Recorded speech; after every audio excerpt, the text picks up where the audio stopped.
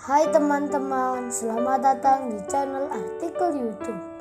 Channel pertama cerita Kenshin. Kali ini admin upload lagi ya. Makasih.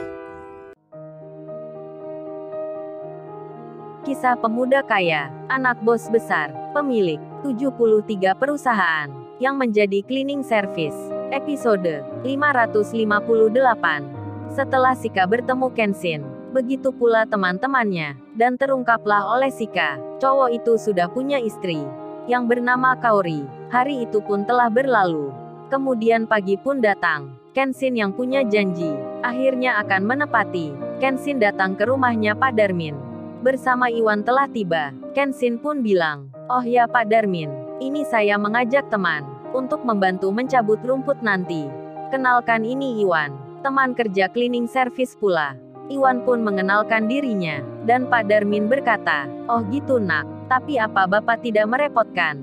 Iwan menjawabnya, "Oh tidak merepotkan Pak, nanti sekalian saya juga mampir ke rumah teman."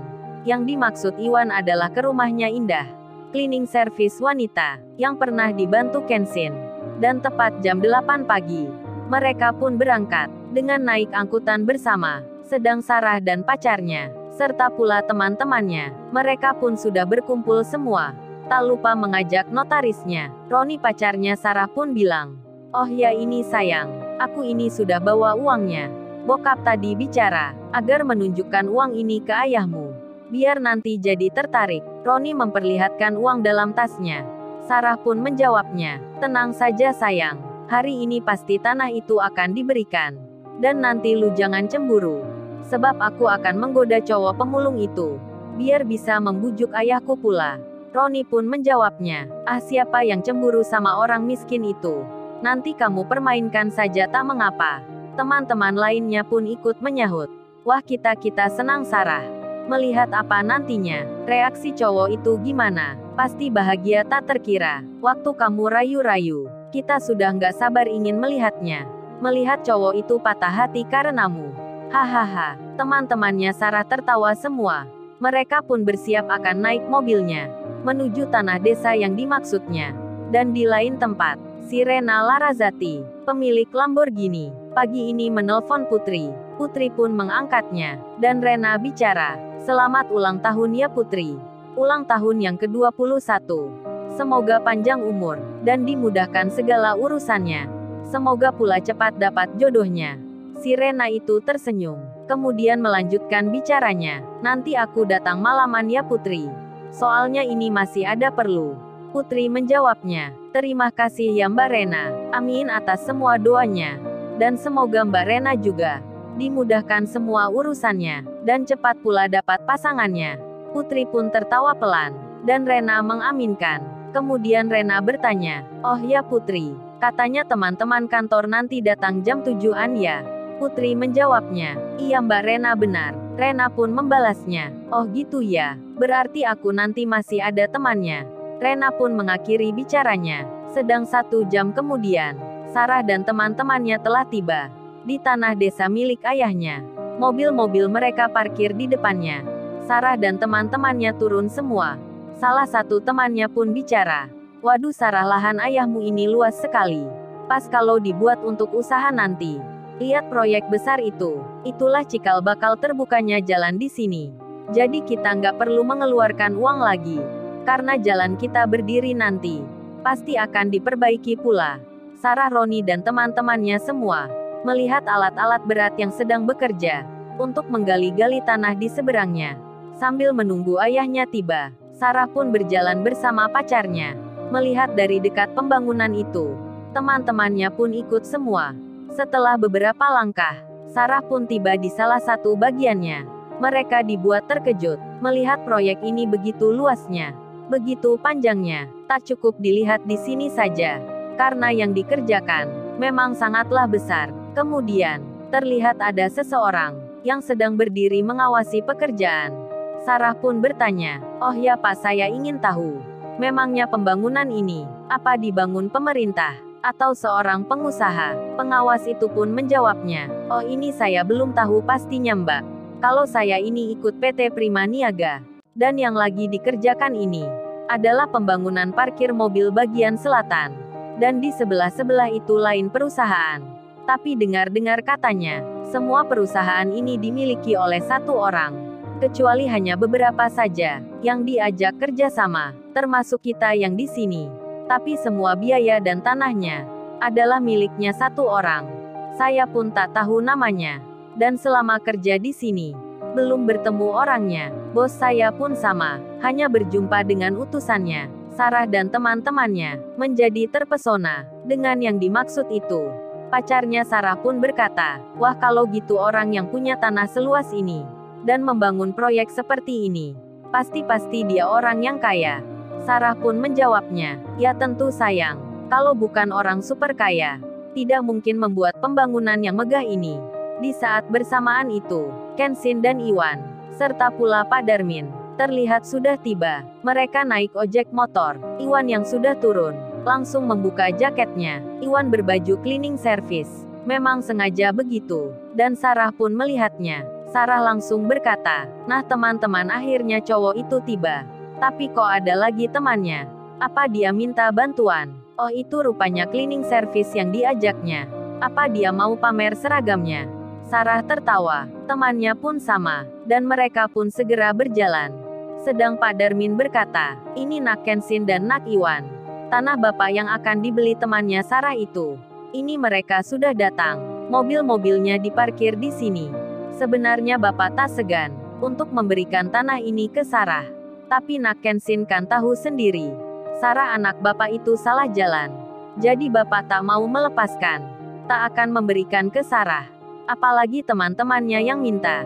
Rupa-rupanya, di malam sebelumnya, Iwan telah diberitahu Kenshin tentang masalah Pak Darmin. Iwan pun mengerti. Dan kini, rombongan Sarah itu tiba.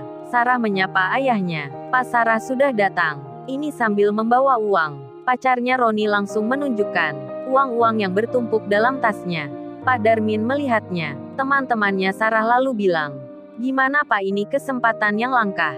Kita persiapkan notaris juga di sini. Kalau Bapak menerima, langsung pembayaran kita lakukan." Pak Darmin menjawabnya, "Saya tak berniat menjualnya. Silahkan bawa uang itu lagi." Sarah pun berkata, sambil mendekati Kenshin, "Mas, saya minta maaf ya atas kejadian kemarin. Saya menyesal sudah menghina Masnya. Mas, mari ikut saya sebentar." Sarah mengajak Kenshin untuk berjalan. Kenshin pun mengikuti. Teman-temannya Sarah tersenyum semua. Iwan pun melihatnya. Dalam benaknya bertanya, "Ada apa memangnya?" Dan Kenshin yang diajak Sarah ke tepi sawah. Sarah itu bilang, "Mas, sebenarnya aku ini baik ke bapakku itu. Cuman ini membantu bapak saja. Agar dapat uang banyak. Dan tak kerja di usia tuanya. Terima kasih ya Mas, kemarin sudah menolong bapak gua." "Oh ya, siapa nama Masnya ini, saya lupa." Kenshin menjawabnya, "Nama saya Kenshin." Sarah menyahutnya, "Oh Mas Kenshin ya, bagus juga lo nama Masnya." Setampan wajahnya, Sarah tersenyum sambil bicara itu. Dan Sarah melanjutkan berkata, "Oh ya, tapi Masnya, jangan bilang siapa-siapa ya. Kalau aku tadi menyebut begitu. Oh ya, ngomong-ngomong, Mas Kenshin ini besok ada waktu nggak ya? Aku mau mengajak makan Masnya. Tapi ini rahasia, entar aku tunggu di rumah bapakku. Kita akan makan di restoran yang mahal. Sebenarnya semenjak kemarin aku itu sudah merasa, Mas Kenshin ini cakep orangnya. Tapi berhubung ada cowokku, aku nggak mengatakan itu. Aku pun ingin putus dengannya. Buat apa kaya kalau hatinya tak baik? Mending sama cowok biasa, meski tak punya banyak uang. Itu sudah cukup bagiku, asal orangnya baik seperti Masnya." "Oh ya, gimana ya, Masnya mau kan besok kita keluar bersama?" Waduh, Sarah merayu-rayu sambil melihat Kenshin. Tapi hatinya berkata lain. Tak seperti ucapannya. Sarah itu berbisik di benaknya, "Nah, lu pasti tersanjung. Teruslah tersenyum. Gua sebenarnya tak mau bicara denganmu. Sebab cowok miskin kayak lu itu nggak pantas mendapat pujian dariku." Sarah benak hatinya berbisik begitu. Benci-benci dirinya ke Kenshin. Dan Kenshin menjawabnya, "Memang jam berapa Mbak kita makan bersama nanti?" Jreng-jreng-jreng Kenshin membalasnya. Menjawab ajakan Sarah. Sarah pun terkejut dirinya. Kenshin sudah masuk perangkapnya. Dan Sarah senang jadinya. Padahal Kenshin pura-pura saja. Waduh. Kenshin mau ditipu malah berlagak begitu. Kenshin juga sandiwara. Sarah yang senang lantas menjawabnya. Oh ini sayang. What? Apaan itu? Sarah panggil Kenshin sayang. Sarah pun ingin Kenshin melayang. Dipanggil seperti itu. Tapi Kenshin biasa saja. Sudah sering disebut kayak begitu. Dan Kenshin tersenyum kecil. Sarah kemudian bilang, sayang tolong dong bujuk ayahku itu. Agar mau menjual tanahnya. Biar kita besok bisa keluar bersama. Kalau perlu kita liburan keluar kota. Entar kamu juga punya uang banyak. Gimana sayang tolong ya rayu ayahku. Kenshin yang mendengar itu. Kenshin menjawabnya. Oh begitu maksudnya ya mbak. Baiklah saya akan bicara pada Pak Darmin. Sarah pun senang. Dan mereka kembali ke tempat semula. Kenshin kemudian bilang. Pak Darmin ayo saya bantu mencabut rumputnya. Yang mana dulu Pak Darmin? Yang depan sini saja kayaknya banyak sekali. Pak Darmin pun menjawabnya. Oh iya nak Kenshin gak mengapa. Iwan pun demikian. Langsung bekerja mencabut rumput itu. Sarah yang melihatnya. Jadi emosi dirinya. Sarah pun berkata. Didengar oleh teman-temannya. Lo cowok itu gimana? Katanya mau bilang ke bapakku. Merayu untuk menjual tanahnya. Kok dia malah membantu kerja begitu? Kurang ajar sekali cowok itu. Sudah berani membohongi aku. Sarah pun marah sekali. Di tengah hal itu, kabar tentang Kenshin yang ada di tempat proyek ini sudah diketahui oleh bos-bos perusahaan yang kebetulan lagi di lapangan memeriksa pekerjaan. Hal itu dikarenakan Pak Andi yang tiba-tiba ke lokasi. Pak Andi bertanya tentang tuan muda yang saat ini sedang ada di desa ini, tak jauh dari tempat proyek ini. Pak Andi yang bertanya itu malah tak sengaja memberitahukan pada sejumlah atasan yang di situ. Sontak saja mereka segera mencari di mana posisi tuan muda. Lalu, bagaimana kisah selanjutnya? Subscribe channel ini untuk episode berikutnya. Terima kasih. Jangan lupa ya guys, untuk kelanjutan ceritanya ada di YouTube. Jangan lupa subscribe ya guys. Dan tekan notifikasinya.